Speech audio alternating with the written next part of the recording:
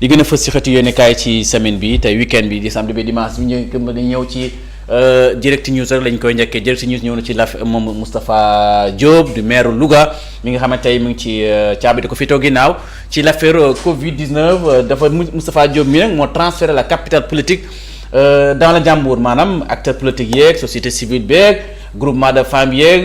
religieux bi yëpp waxtaan nañ ba ne daal dëgg yàlla dañ bëgg naral def benn grand rassemblement ci fi nga xamante rek moom mooy Fuuta pour Louga pour daal di jàppale moom mi nga xamante ni caabi da ko féetoo ginnaaw en tout cas ñi ko nar a jàppale daal jël nañ matukaay taxaw nañ jël pour dal di jàppale ki nga xamante rek moom mooy Moustapha Diop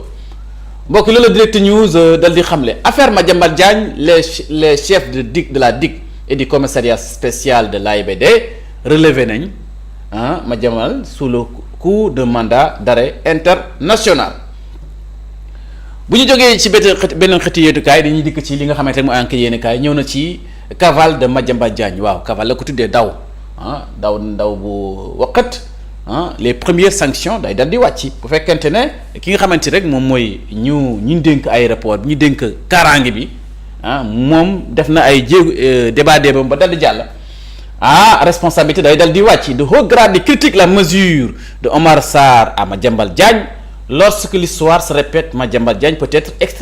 extradé ñu ngi koy xaar est-ce que Madiambal Diagne su fekkente ni mu ko waxee mi ngi France est-ce que extradition du ci topp loolu moom la journal bi di enquête yéenekaay dal di xamle mbokk yi bu ñu jógee ci enquête yéenekaay di njëkk ci laas yéenekaay li mu waxati ba tey ji ngeen ko Madiambal Diagne fuite du patron de groupe Avenir Communication France taw la waxat dem fi nga xamante ne France. des patrons du groupe Avenir Communication mooy journal quotidien bi ngeen gis les patrons de la DIC ak commissaire spécial de l'AIBD viré nañ ko waaw léegi nañuy wax ne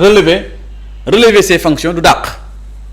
viré ko mooy peut-être toxal nañ leen fi ñu leen li leen dénkoon dénkatuñ leen ko ñu ngi leen di war a toog leen xaar ba ci kanam un mandat d'arrêt international émis contre Madiambal Diagne voilà mandat d'arrêt international contre def nañ ko pour Madiambal Diagne mu ñibbisi ñu jàpp arrêté ko mu wuji justice le Sénégal ndaxte ki ñu koy defar rek mooy kii justice soxla te ñëwoo ñu mujj la fas yéene def seen mbir pour dal di la foqate nga ñibbisi. relation avec la France FMI poursuite contre Macky Sall ñetti sujets yi laaj nañ ko Diomaye président de la République démb ci entretien boobu bi nga xamante jagleel nañ ko ci France 24 tontu na ci. mbokk yi ñëw ci journal Le Quotidien ba Madiambal Diagne mi nga xamante ni moom dafa daw journalam bi dossier Madiambal ñëw na ci Madiambal bind na ci Madiambal une affaire d'état pour Bamba Cissé ndax yëfi Madiambal Diagne ndax du affaire Bamba Cissé mbiru Bamba Cissé ndax Bamba Cissé moo ko téye en main il relève les commissaires de la DIC et l'AIBD ginnaaw bu mu dal di waxee ne ko ñi nga xamante ni mooy chef de DIC bi ak bu AIBD bi dal di leen dakkal leen seen liggéey fii ci foofu fonction bi leen dénkoon le ministre annonce ba tey moom Bamba Cissé moo dal di annoncé un mandat d'arrêt international contre Madiambal Diagne ndaxte bi le doyen du juge de collège pôle judiciaire moo ko xamle mu def xam ne loolu prolongation de la garde à vue des membres de sa famille et perquisition du domicile attention dañ mujj prolonger garde à vue famille ndaxte ñaari doom ak soxnam si mu ngi ci loxol yoon dañ ko mujj prolonger ba altine ak jàmm mbokk yi mu ngi noonu bu ñu jógee ci beneen xëtu yéenekaay ñëw ci les échos yéenekaay ñëwaat na ci interview sur France 24 président de Bassirou Diomaye Diakhar Faye loolu démb loon ci 16h Diomaye n'écarte pas des poursuites contre Macky loolu la xam ne nee nañ njiiti réew mi dàqul benn yoon topp njiiti réew mi ku fi nekkoon njiiti réew mi muy Macky Sall tout citoyen concerné verra s'appliquer la procédure et le droit sénégalais bépp citoyen sénégalais da nga am ak bu fekkente ni yoon soxla na la da nga jëflante moom nous renforçons la surveillance aux frontières ñun njiiti réew président Bassirou Diomaye Diakhar Faye nga war frontière bi daal dañ ko renforcer ci kaaraange frontière bi dañ koy yokk ndax lu ñu war a yokk bu ñu la aéroport doo dugg da nga fexe ba def say débat ba génn lu ñu war a renforcer la Thiaroye 1944 wax na ci nee na dëgg daal moo dëgg foo mu ñëw foo mu leer mbir yi foo mu leer des relations franco-sénégal plus sereines loolu diggante France ak Sénégal relation yu gën a war a nekk serré lu mën a am la sortie du patron du groupe Avenir Communication l'affaire Madiambal Diagne transformée en affaire d'État waaw maanaam mbiru Madiambal mii léegi état da ko téye ndaxte l'état da ci dugal loxoom ba jël ay matukaay am sanction yu ci daanu loolu journal Le Soleil yéen kay xëy tey affaire Madiambal Diagne première sanction tombe ñi ci sanctionné tombe dañ ñi ci xamante ni daal sanctionné nañ ci lan moo ci man daree loolu wax naa ko fi léegi ci contre journaliste bi ak ñaari chef yi dig yi nga xamante ni mu wax leen bàyyi leen seen poste pour l'instant alors mbokk mi ngi noonu bu ñu jógee ci journal yéen kaay Le Soleil yéen kaay dañ ñëw ci l'évidence yéen kaay ba tey ñëwaat na ci des fonctionnaires relevés une enquête en cours non seulement ñaari chef di digg relever leen seen fonction wante enquête ngi dugg ci biir interne bi diggante seen biir ñoom xamal ne mbir yi yenn circonstances la Madiambal Diagne demee génne réew mi loolu suñuy yor suñu kaaraange ñoo ko war a leeral loolu moo waral enquête mu ngi nekk seen biir Madiambal et ses dégâts bëri na dégâts Madiambal indi na fi dégâts yu bëri sa famille en détention njabootam bi ñu ngi leen téye lan la Madiambal Diagne risque moom mi nga xamante mooy patron de groupe Avenir bi moom Madiambal miy taxaw nii lan la risque ginnaaw bi nga xamante ni justice am réewam soxla na ko mais mënu jot ci moom lan la risque moom Madiambal Diagne. Libération de Mansour Faye les soutiens de Farba applaudissent et appellent au respect des droits fondamentaux pour tous waaw ñi nga xamante ni dëgg yàlla bi ñu bàyyee Mansour Faye ñu jàppale Farba Ngom tàccu nañ waaye wax nañ ne nañ yemale respect yëpp maanaam nañ génn Farba nañ génn Tahirou génn ñëpp ñi nga xamante ni jàpp na leen ci mbokk yi bu ñëwee ci Libération yéen kaay ñëw na ci les centres principaux et secondaires de Thiaroye-sur-Mer éclaboussés mafieux ci l'état civil bi ne man xam lu ñu ci mafieux jël extrait jàmbur les détails du scandale mu ngi noonu mis à la disposition de la sécurité urbaine moo ko def par la DAF direction administrative financière Moustapha Dem ñu koy woowee Moustapha Dem officier la ci état civil du centre principal de Thiaroye lu mu defeti ak Ousmane Seck ñaar ñii mooy Moustapha Dem ak Ousmane Seck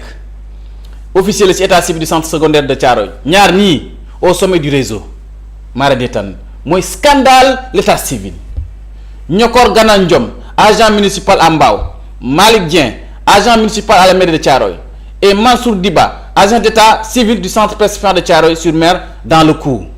Depuis 1995, des registres parallèles frauduleux étaient utilisés pour établir contre-paiement des inscriptions de naissance en toog li ko fi jar extrait de naissance nga koy falsifier di ko scandale lu doy waar li ay te mara det jaaxle naa ci Libération yéen kay moo ko dal di xamle kon mbokk yi bu ñu wéyalee ndegam ay fraude ay scandale mooy am ci état civil bi xam fu ñu jëm bu ko defee l'info yéen kay ñëw ci dégâts collatéraux d'une fuite vers Paris Madiambal Diagne bàyyi na fi dégâts bu rëy Madiambal Diagne fait sauter 2 commissaires ñaari commissaires tëb nañ li ko waral ndax Madiambal Diagne le ministre de l'Intérieur limoge le patron la ko journal bi waxee la DIC et celui du commissaire spécial de l'AIBD la ko waxee mu nekk lu xamante ni luy doy waar la si des manquements su fekkente am na ay manquements wala ay complicité yi nekk ci mbir mi gis nañ ko ci ni Madiambal Diagne génnee am ñu xamante ni ay takk der la wala ñoo ko jàppale responsabilité dañ ko ci jël de loolu moom communiqué ministre de l'Intérieur bi xam na ko ci kon mbokk bu ñu jógee ci loolu dañu ñëw ci benn journal l'Observateur yéen kaay ñëw na ci l'ombre des accusations limée d'un livre Macky Sall face à son serment de silence mooy livre bi rek bu ñuy wax l'Afrique au cœur Macky ngoog nakay ngoog enquête sur un rapport de la CENTIF ça se complique pour Madiambal mooy dëgg ndax ba léegi pôle judiciaire financière mu ngi xaar le journaliste Madiambal Diagne di homme d'affaires donc a été notifié seen mandat d'arrêt international bi notifié nañ ko Interpol mu ngi ci fi nga xamante ne moom mooy DIC seen siège bi DIC la nekk donc dañuy jël rek dañuy def mandat d'arrêt rek da xamal ko jox ko DIC da ngay dox rek génn ci beneen bureau dugg ci beneen bureau noonu lay defee sous notice rouge le patron d'Avenir Communication peut être interpellé à tout moment mën nañ ko jàpp à tout moment Madiambal Diagne mi ginnaaw bi nga xamante ni mandat d'arrêt international bi génne nañ ko bu notifié ko ministre de l'Intérieur boobu xamle ko Madiambal Diagne à tout moment mën nañ ko jàpp ci réew mu ne ruq bu mu nekk pantere bu mu nekk kër gu mu ne na préparé les chefs de la DIC du commissaire ñoom it loru nañ ci waaw ndaxte dégg yàlla lañ ci wax na ne toog leen pour l'instant dootuñ liggéeyati pour le moment nii ñu xool fan lañ jëm ñoom ak lan lay enquête bi di génn comme ay résultats massacre Rewmi Quotidien massacre de Thiaroye reddition des comptes Gaza FMI président Bassirou Diomaye Diakhar Faye démb prononcé aussi ci France 24 ci taskatu xibaar bu mu jënoon Diomaye droit dans ses boîtes il faut rendre justice aux personnes qui se sont battues pour la libération de la France donc mu ngi noonu ñi nga xamante ni dëgg yàlla xeex nañ pour que France am sa libération dañ leen war a mu ngi défendre les tirailleurs sénégalais ndaxte président Bassirou Diomaye Diakhar loolu dafa bokk ci préoccupation ñun Sénégal kenn waruñu jaay doole waxatuñ suñu maam yi ñu caqat-caqati na mu bëgg sedd na mu bëgg yomb noonu déedéet duñ ci dal. source A dañ ñëw l'homme d'affaires Serigne Mboup condamné nañ ko par la justice pour diffamation waaw Serigne Mboup lañ condamné ma meeru Kaolack bi. Dakar Actu gémit de bonheur et crie victoire ndax moom ak Dakar Actu ñoo amoon jafe-jafe boobu bu ko defee yoon daan na Serigne Mboup que ci pour diffamation donc ñëw en attendant le fruit du mandat d'arrêt international lancé contre Madiambal Diagne rebaptisé fugitif lañ ko woowee dawkat bu mag bi déjà des têtes tombent mu ngi noonu ay bopp wadd na xam nga ne lii conséquence bi mu jural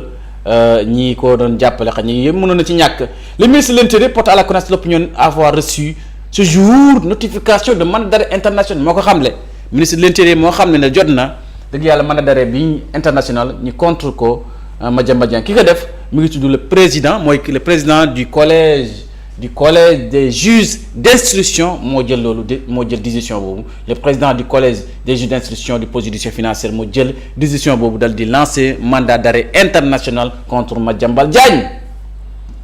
Entretien accordé à France 24 mu ngi noonu Diomaye en tout franchise wax na lépp président de la République Bassirou Diomaye Diakhar Faye mbokk ñi ñëw ci Sud Quotidien li mu xam ne tim mooy en marge de la 80e assemblée générale des Nations Unies Bassirou Diomaye Diakhar Faye sur France 24 tënkaat na li mu waxoon ci discours am bi gën na ñëw yaatal ko ci émission boobu ko France 24 dal di ko accordé mooy Thiaroye wax na ci souveraineté wax na ci Afrique yooyu yëpp bokk na ci menu entretien bi ci bu mu jàkkaloo France 24.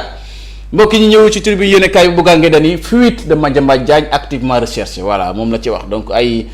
chef DIC bi ay chef daanu nañ